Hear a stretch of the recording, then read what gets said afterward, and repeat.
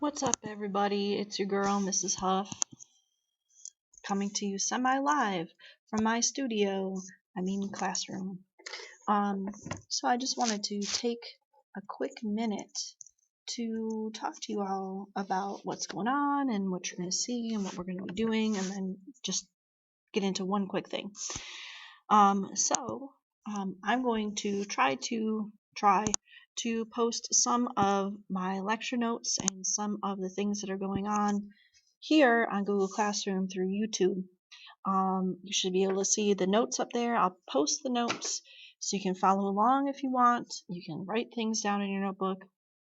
But I'm going to try to explain some of the processes and things that we're doing so you don't miss out, especially because the thing that we're going to be doing next that won't be in this video but will be in a following video, it's not really something that you can just guess how to do. It's something that you're going to need to have a little clarification on how to do that.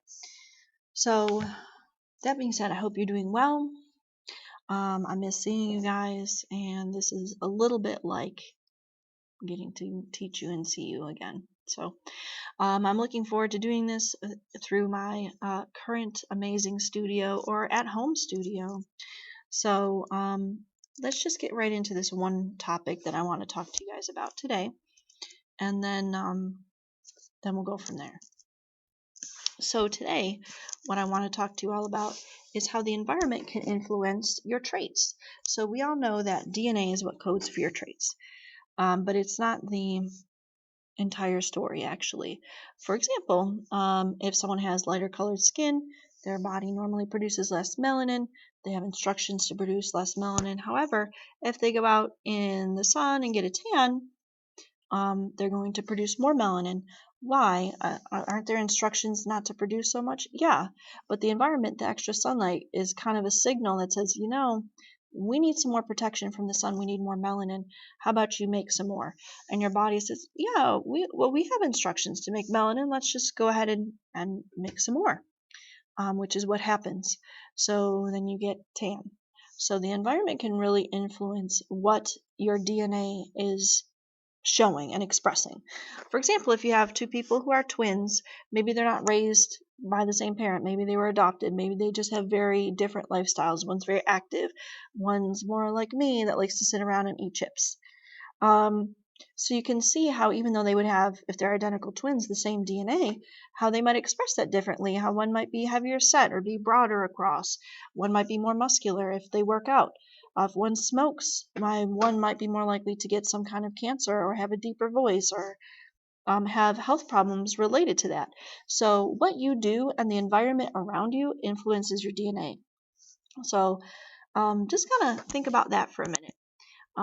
So what are some examples, like I told you, about having a tan or exercising? Another cool example is right here. Oops, these lovely flowers. These are called hydrangeas. If you're around in town, you'll probably see them fairly often. The blue ones are what's common around here. These flowers have the same DNA, but if they are blue, it's because they're grown in one type of soil, like basic soil, and if they're pink, they are grown in another type of soil, like acidic soil. Around here, we see blue.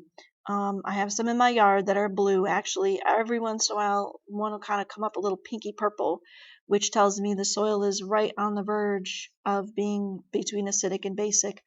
And so even though the DNA says, hey, make flower color, that flower color is determined by the soil it's in. So just like one quick little thing in this video is that the environment around us influences what is going to be expressed by our DNA. A lot of times people call that nature versus nurture. Maybe you've heard of that, maybe you haven't, now you have. So hopefully that kind of helps you understand a little bit about DNA, about the influence of the environment on our DNA and on our bodies, and how important it is, no matter what is going on in your body, how important it is to exercise, eat right, so your body can do the best that it possibly can. So I will see you very soon, I hope, in the next video, and just take care of yourself, and send me any questions, comments you have. All right, thanks.